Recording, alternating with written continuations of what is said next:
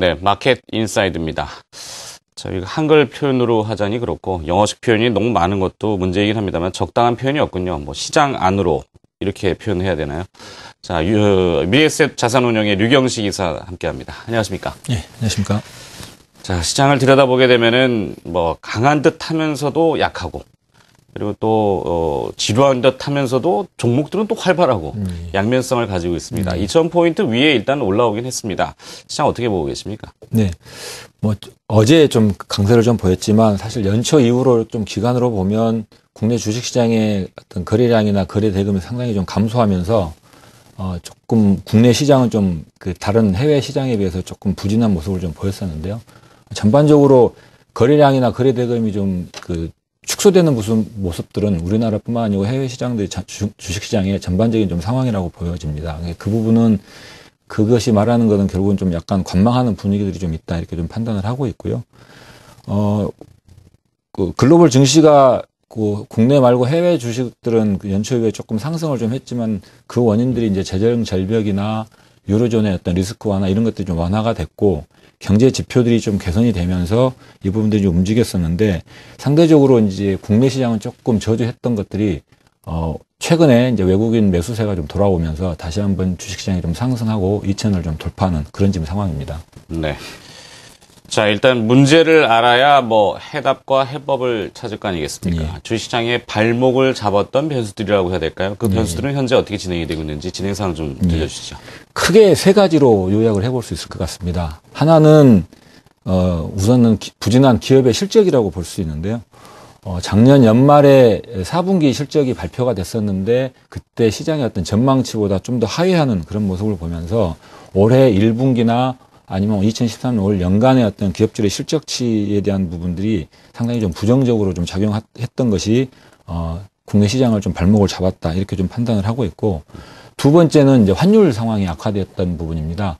원화가 좀 강세가 보였고 상대적으로 엔화가 상당히 좀 약세를 지속되면서 이 부분에서 오는 어떤 그 부담감이 좀 컸다. 특히 이제 원달러가 1월 중에 한 1,050원대까지도 좀 하락을 했다가 최근에는 뭐 1,078원대까지 올라오긴 했지만 이 부분하고 좀 부담이 됐고 엔화 역시 엔달러 환율이 90원대까지 좀 빠르게 하락하면서 좀 부담이 됐지만 지금은 이제 조금 상승하면서 93원 엔까지 93원 엔대까지 좀 반전을 했지만 여전히 엔화의 약세 부분은 좀 지속이 될 걸로 예상이 되면서 이 부분이 가장 큰 부담이었다. 특히 이제 엔화가 약세가 되면서 일본 기업과 경쟁하는 국내 수출 기업들의 어떤 기업 실적에 대한 부분들이 먼저 확인 과정은 좀 필요하겠지만 이 부분에 대한 부담이 결국은 계속 주가 상승을 좀 제한하는 그런 요소로 좀 작용할 것으로 전망이 됩니다.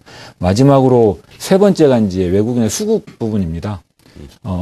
뱅가드 펀드의 어떤 벤치마크 변경도 있었고 그러다 보니까 외국인 투자자들의 어떤 대형주 중심으로 인해서 자금이 좀 많이 빠져나가면서 지수를 좀 하락하는 그런 모습이었고 다만 이제 이 외국인의 수급이라는 부분이 그 전에 많이 좀 나갔던 부분들이 다시 매수로 돌아선다면 단기적으로는 시장을 좀 상승세로 이끌어오는 쪽으로 작용할 가능성도 있다. 이렇게 좀 판단을 하고 있습니다. 네.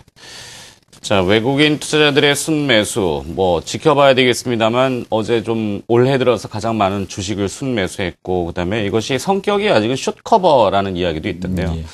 자, 어제 지인들을 만나서 얘기 들어보니까, 사실 주식시장 쪽으로는 이 유동성이라는 것이 공급이 많이 되면 될수록 또 어떤 가격적인 효과는 나타날 수 있는데, 채권형에 머물려 있던 돈과 주식으로 이렇게 오는 통로가 상당히 그 모래시계처럼 좁다고 그래요. 예. 안 움직이신다는 얘기죠. 자, 그 와중에 이제 중간에 틈새를 중국 시장 쪽으로 또 보시는 분들도 많은 것 같습니다. 차이나 펀드가 다시 또 증가하고 있다고요? 어떤 내용입니까? 네. 사실 오랜만에 이제 중국 펀드 투자자들에게 좀 상당히 좀 반가운 소식이 모습들을 보여줬는데, 국내에도 전체 해외 펀드 설정액 한 26조 정도 되는데, 그 중에 한 13조 가량이 중국 펀드에 좀 투자되고 있습니다. 그만큼 중국 펀드에 대한 어떤 자금들이 많이 몰려 있는 부분인데, 최근 6개월 수익률이 이제 홍콩이나 중국 본토에 투자하는 펀드 모두 한 20% 가까운 어떤 상승세를 좀 보여주었거든요. 이 부분은 결국은 새로운 정부가 출범하면서 거기 경기 부양에 대한 기대감이 실제로 이 시장에 영향을 미쳤다고 이렇게 판단을 하고 있고, 국내 뿐만 아니고 전 세계 어떤 그 펀드 자금의 유출입 동향을 좀 살펴봐도 중국 펀드에 지난 1월 한 달 동안에 무려 한 74억 달러 정도 수준의 자금이 유입이 되면서 중국 시장에 대한 어떤 수급적으로도 상당히 좀 탄탄한 모습을 좀 보여주고 있습니다. 그 상대적으로 전체적으로 펀드 시장의 해외 펀드 시장을 좀 살펴보면 중국 쪽은 그랬고 또 하나가 대표적으로 이제 베트남 시장이 좀 많이 좀 상승을 했고요. 그리고 이제 신흥 유럽이나 그다음 일본의 경우에는 어떤 환율에 대한 어떤 모멘텀을 가지고 상당히 좀 상승하는 그런 모습들을 좀 보여주었습니다. 네, 이 양적 완화라는 키워드가 미국에서 출발을 해서 유럽으로 갔다가 이제 아시아 쪽으로 오면서 일본이 먼저 손을 들었습니다. 근데 일본은 이 양적 완화를 표명하면서 엔화에 절하라고 하는 불편한 내용을 저희한테 던져줬거든요. 네. 자, 이 중국이 어떻게 움직이느냐가 시장의 또 관심인데 중국이 양적 완화를 선택하기 이전에 중국의 소비가 살아나고 경기가 회복되느냐 이 부분 또 중요하지 그렇습니다. 않습니까? 네. V자형 회복이 가능하다는 이야기도 조심스럽게 춘절 연휴 기간에 소비를 보고 판단하는 쪽도 있던데요. 이건 어떻게 보십니까? 네. 과거에 저희가 미국의 소비를 상당히 중요한 지표로 봤다면 이제는 중국의 소비가 글로벌 경제에 미치는 영향이 아주 크다 이렇게 좀 판단을 하고 있습니다. 올해 춘절 연휴 동안에도 소매 판매가 한 5,392원 정도로 좀 집계가 됐고 이 부분은 전년 대비해서 한 14.7% 정도의 증가세를 보인 건데요. 여전히 뭐 2011년도나 2012년도에 비하면 조금 그 증가세가 좀 약하긴 하지만 그럼에도 불구하고 중국의 소비에 대한 기대는 상당히 여전하다 하는 좀 판단을 하고 있고 중단기적으로는 신용카드 어떤 수수료 인하를 통한 어떤 소비 확대 그리고 도시화를 통한 어떤 그 생활 패턴의 변화, 그다음에 중국의 임금 상승 이런 부분들이 중국의 소비를 좀 지속적으로 성장시키는데 어떤 토대가 될 것이다 이렇게 좀 전망을 하고 있고요. 이런 어떤 소비 증가 스토리가 중장기적으로 유효한 측면에다가 신정부의 어떤 경기 부양 의지 그리고 안정적인 어떤 물가 수준들이 어우러지면서 상당히 좀 중국 시장에 대한 어떤 전망들은 좀 좋게 보고 있다. 이렇게 좀 판단을 하고 있고요. 특히 최근에 중국 철강의 어떤 내수 가격의 상승이, 중국의 어떤 경제 주체들이 업황에 대한 개선을 어떤, 전망을 하고 있고 기대하고 있다 하는 것들이 반영된 게 아니냐. 이렇게 좀 판단을 하고 있고, 실질적으로, 제조업 경기의 어떤 화랑세나 어떤 경기 선행 지수들도 점진적으로 지금 개선되는 모습이 있기 때문에 나름대로 중국 시장에 대해서는 조금 긍정적인 전망서를 좀 가지고 있습니다. 네.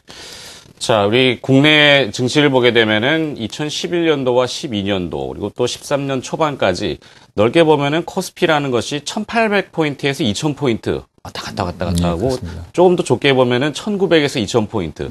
그러니까 여기 국내 시장에 좀 지치다 보니까 해외 쪽으로 투자 대안을 좀 많이 돌리시는 분들이 있지 않습니까? 예.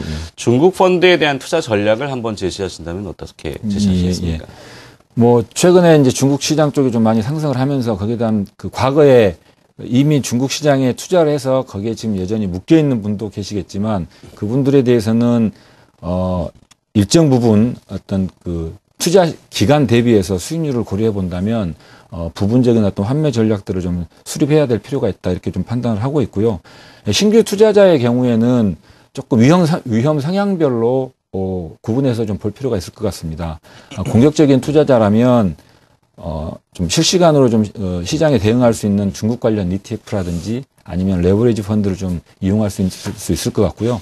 보수적인 투자자라면 인덱스 펀드나 아니면 주가 하락에 대한 어떤 방어를 좀 할 수 있는 중국 지수 관련된 구조화 상품들을 활용하는 전략들이 필요하다 이렇게 좀 판단을 하고 있습니다.